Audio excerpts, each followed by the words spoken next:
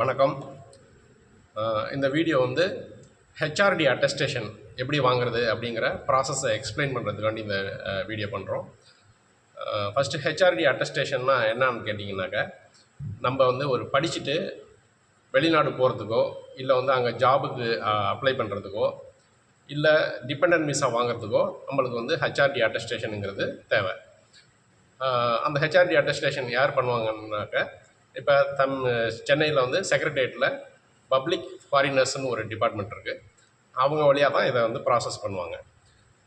முன்னாடி 2019 வரலையும் என்ன ப்ராசஸ்ன்னு கேட்டிங்கன்னா, அது வந்து மேனுவலாக பண்ணிகிட்டு இருந்தாங்க அட்டஸ்டேஷனுங்கிறத. எப்படின்னா, மேனுவலாக கொண்டு போய் அங்கே செக்ரட்டேரியட்டில் கொடுக்கணும். அவங்க வந்து நீங்கள் படித்த யூனிவர்சிட்டிக்கு அதை ஃபார்வர்ட் பண்ணி வெரிஃபை பண்ணி, அதுக்கப்புறம் இவங்க வந்து அண்டர் செக்ரட்டரி சீலில் வச்சு, அது ரெட் சீல்னு சொல்லுவாங்க, அந்த ரெட் சீல் வச்சு கொடுப்பாங்க. அதுதான் வந்து முன்னாடி உள்ள ப்ராசஸ்.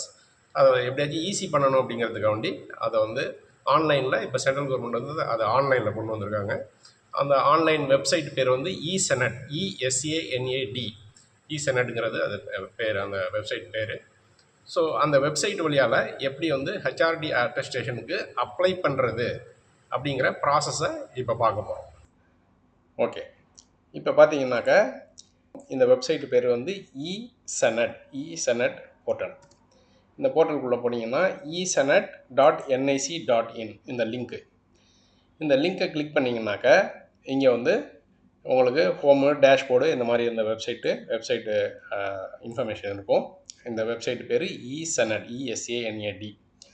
ஸோ இதில் போயிட்டிங்கன்னா இப்போ வந்து இதில் 2-3 கேட்டகரி இருக்குது. எஜுகேஷன் சர்டிஃபிகேட் வெரிஃபை பண்ண போகிறோமா, இல்லை வந்து டேட் ஆஃப் பர்த் சர்டிஃபிகேட்டா அப்படிங்கிறதெல்லாம் இருக்குது. இதுக்கு ஃபஸ்ட்டு வந்து நம்ம ஆன்லைன் அட்டஸ்டேஷன் அப்படிங்கிற லிங்க்குள்ளே போகணும். ஃபஸ்ட்டு நீங்கள் வந்து ரிஜிஸ்டர் பண்ணணும்.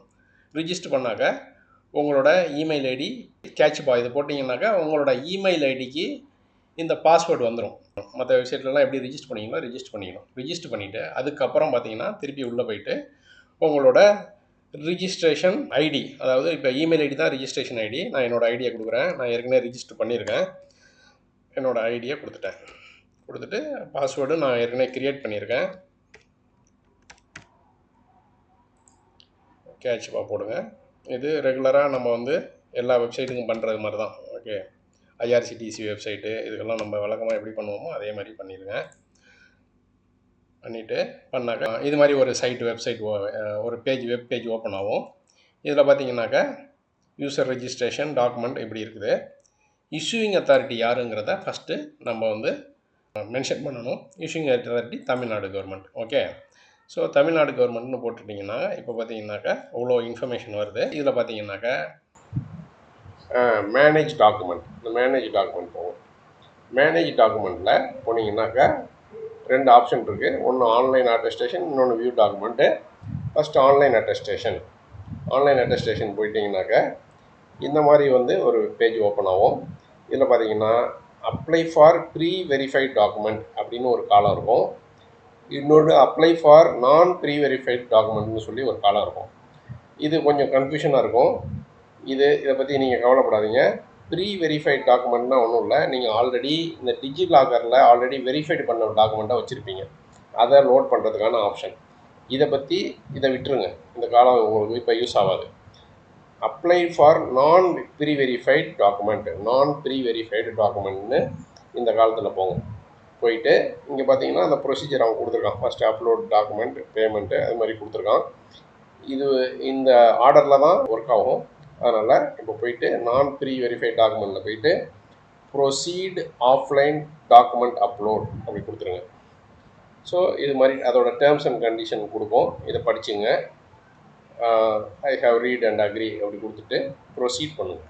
இப்போ பார்த்தீங்கன்னா ப்ரொசீட் கொடுத்த உடனே இந்த இன்னொரு அப்லோட் டாக்குமெண்ட்னு காமிக்கும். இதில் இப்போ வந்து நான் எஜுகேஷன் சர்டிஃபிகேட்டுக்காக அட்டஸ்டேஷன் வாங்க போகிறேன், அதனால் எஜுகேஷன் கொடுத்துங்க. சப்போஸ் நீங்கள் வந்து டேட் ஆஃப் பர்த் வாங்கணுன்னாக்கா பர்சனலுக்குள்ளே இருக்கும். இது மாதிரி கேட்டகரிஸ் மாறும். இப்போ வந்து நான் எஜுகேஷனுக்கு கொடுத்துட்டு மற்ற இன்ஃபர்மேஷன்லாம் கொடுங்க. தமிழ்நாடு, பாண்டிச்சேரி இது மாதிரி வந்து ஜென்ரல் இன்ஃபர்மேஷன், நீங்கள் எங்கே டிகிரி முடிச்சிங்களோ அந்த இன்ஃபர்மேஷனை கேட்குது. இது எல்லாருக்கும் தெரிஞ்ச விஷயம் தான், இதை சொல்ல தேவையில்லை. நீங்கள் எந்த யூனிவர்சிட்டியில் முடிச்சிங்களோ அந்த யூனிவர்சிட்டியை கொடுங்க. ஆல்ரெடி உங்களோட யூனிவர்சிட்டியோட இன்ஃபர்மேஷனை முன்னாடி யூனிவர்சிட்டிக்கு என்ன இன்ஃபர்மேஷன் கொடுத்தீங்களோ அதே இன்ஃபர்மேஷன் நீங்கள் கொடுங்க. இது வந்து பாரத் யூனிவர்சிட்டின்னு நான் முன்னாடி கொடுத்தேன், பாரத் யூனிவர்சிட்டி. அப்புறம் class registration number, okay, college registration number. Then எந்த சர்டிஃபிகேட்டை நீங்கள் அட்டஸ்டேஷனு வாங்குறதுக்காண்டி அப்ளை பண்ணுறீங்களோ அந்த சர்டிஃபிகேட். ஃபார் எக்ஸாம்பிள் நான் வந்து பிஹெச்டி பண்ண போகிறேன், அந்த பிஹெச்டி சர்டிஃபிகேட்டுக்கு ஒரு நம்பர் இருக்கும், அந்த நம்பரை கொடுத்துருங்க. தென் இயர் ஆஃப் பாசிங், அப்புறம் இயர் ஆஃப் இஷ்யூவன்ஸ், எந்த இயரில் சர்டிஃபிகேட் இஷ்யூ பண்ணாங்க, இதெல்லாம் ஜென்ரல் இன்ஃபர்மேஷன். இது அப்லோட் நீங்கள் வந்து அவங்க காலேஜோட வெப்சைட்டில் பணம் கட்டின ரிசிப்டை டவுன்லோட் பண்ணி வச்சுருப்பீங்களா, அந்த ரிசிப்டை இங்கே அப்லோட் பண்ணுங்கள். அப்புறம் இந்த இடத்துல உங்களோட சர்டிஃபிகேட், அதாவது பிஹெச்டி சர்டிஃபிகேட்டை அப்லோட் பண்ணுங்கள். ஓகே, இதுக்கெல்லாம் வந்து இவ்வளோ சைஸ் தான் இருக்கணும் அப்படின்ட்டு அவன் வந்து ஒரு இன்ஃபர்மேஷன் கொடுத்துருக்கான். அதுக்கு தகுந்தாப்புல ஃபைல் சைஸை மெயின்டைன் பண்ணுங்கள். பண்ணிவிட்டு இங்கே கடைசியாக போனீங்கன்னா இங்கே வந்து ஒரு டாக்குமெண்ட் சர்வீஸ்னு ஒரு காலம் இருக்குது. இதை கொஞ்சம் உன்னிப்பாக பாருங்கள். இதில் பார்த்தீங்கன்னாக்கா அப்போஸ்டல் சர்வீஸ், அட்டஸ்டேஷன் சர்வீஸ்னு இருக்குது.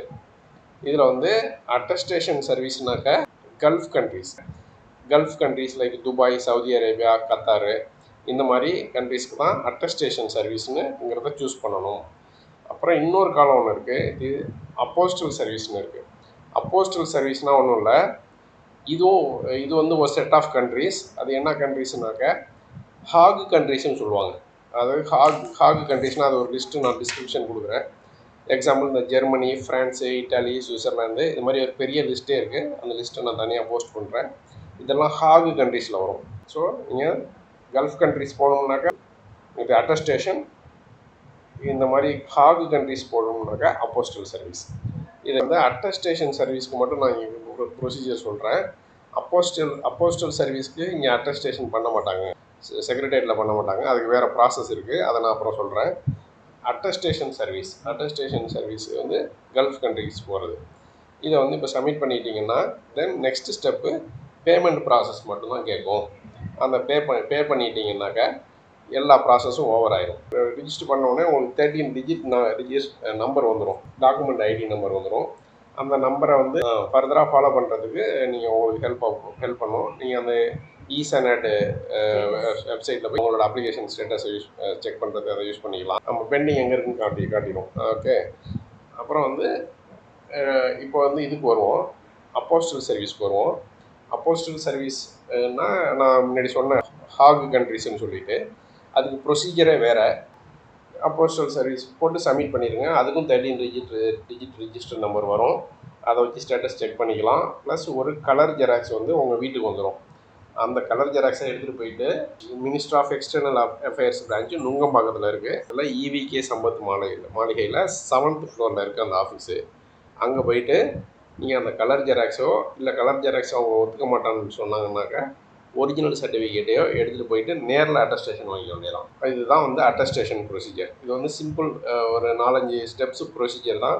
பட் ஆனால் இந்த டெக்னிக்கல் வேர்ட்ஸ், அந்த அப்போஸ்டல் சர்வீஸு, அட்டஸ்டேஷன் சர்வீஸு, இதெல்லாம் கொஞ்சம் தெரியாமல் வந்து நிறைய பேர் கன்ஃபியூஸ் ஆகுறாங்கங்கிறதுக்காண்டி இந்த வீடியோ போடுறோம். தேங்க்யூ.